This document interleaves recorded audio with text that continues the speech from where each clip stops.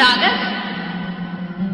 અરે મારી માં, હોતોય નથી ને જાગતોય નથી.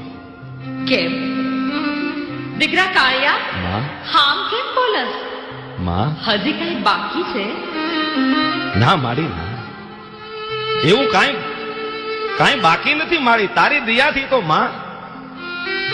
તે જે આ પસેડી દીધી છે ને એની ઉપર તો હું હો ગાવના દરિયાનો રખડપાટ કરીને આવું, માં મારો કોઈ વાળ વાંકો ન કરી શકે.